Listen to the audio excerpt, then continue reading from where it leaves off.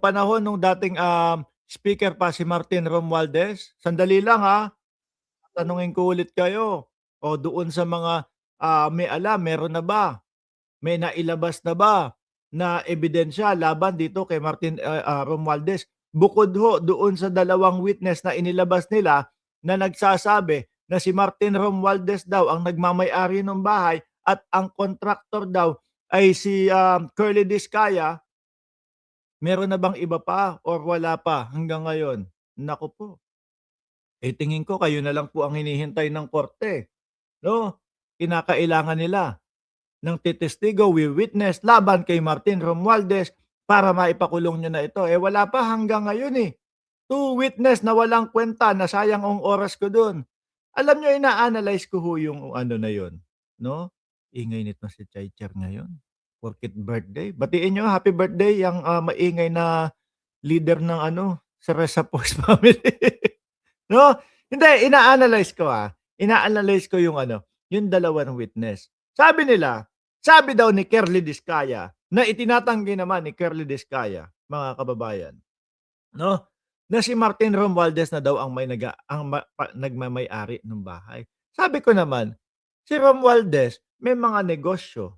Kung ako kahit papaano ho, mga boss chief amo sir, kahit papaano nakapagmamay-ari ng, magandang bahay diyaan sa Pilipinas. Eto pa ho kaya, ngayon ano ang problema kung si Martin Romualdez ang happy birthday pa, happy birthday sabi ni Sir Danilo Espejo para kay Chay-Cher, Ang iniisip ko, ano naman kung siya ang nagmamay-ari nung bahay na yun, kung merong pagmamay-ari 'to sa Forbes Park, nakita niyo naman yung estado o pati po yung mga negosyo, yakang-yaka naman. Ano ang mali dun? Pangalawa, kung si Curly Discaya ang magiging, kontraktor nung bahay na yon, kung ipapa-renovate, ano naman, kontraktor naman din talaga si Curly Discaya. Hmm, ang tanong, ano ang link doon sa mga flood control at mga ghost project at mga, um, at mga, korapsyon na sinasabi nila itong kay Martin Romualdez?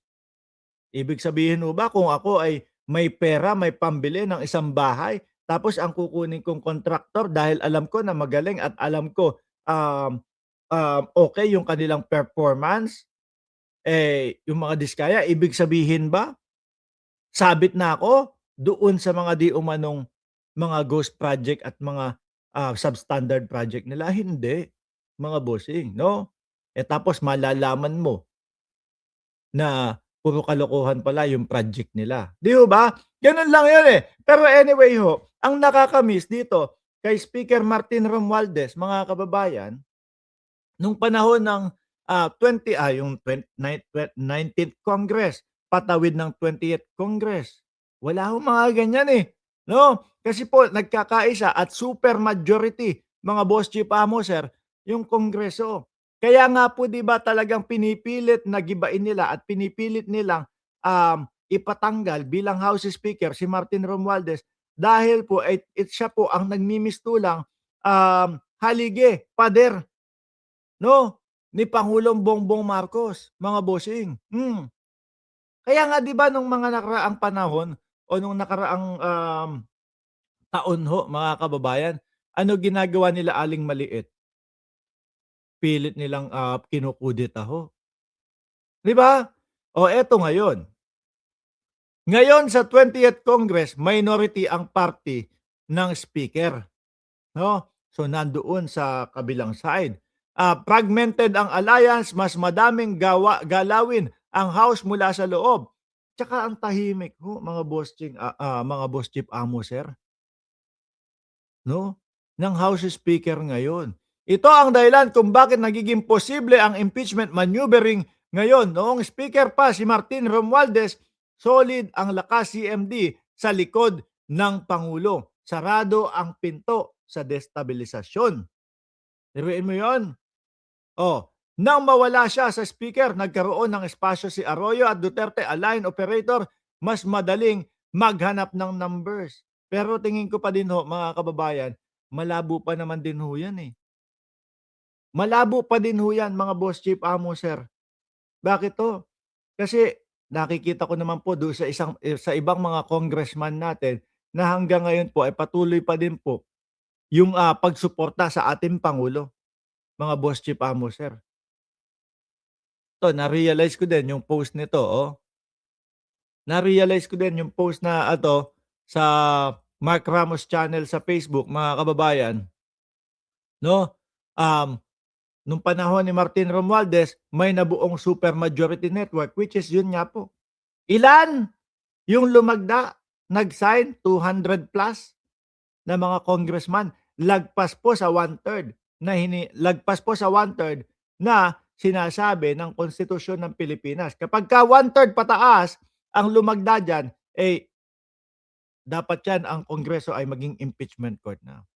May tested command, may kakayahang isara ang House sa destabilization. Siya ang political shield. At ako ho, naniniwala po talaga ako diyan, 'no? Naniniwala po ako. Tsaka yung mga yung mga pag-iimbestiga po kaliwa't kanan, mga bossing, diyan nga po natin nga nalaman, 'di ho ba? Diyan po natin nalaman, mga kababayan, nung panahon ni, House Speaker Martin Romualdez, yung mga Mary Grace Piatos. Diyan ho natin nalaman, mga boss chief amo, sir, yung mga, paggastos ng hindi tama tungkol doon sa confidential funds. 'Di ba?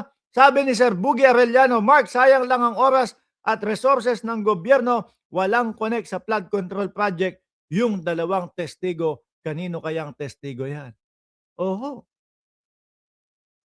Kumbaga ho, mga kababayan, dun natin masasabi na talagang ipinipilit lang po na mailing itong si Congressman Martin Romualdez, mga kababayan. Actually nga ho, tingnan niyo nga ho ito, mga bossing.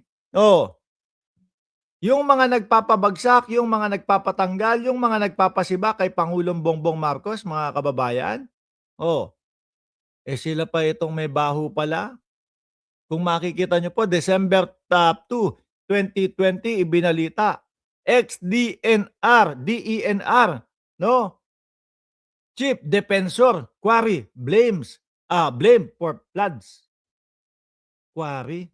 At ang sinasabi dito sa balita na ito, kay Defensor, Mike Defensor, yung pinakamalaking quarry diyan sa ayan Defensor's Quarry is in the Marikina Watershed, Rodriguez Rizal. Majestic Earth Core Venture Inc. is the largest in 6 of 16 quarry. Alam niyo ho, mga bossing,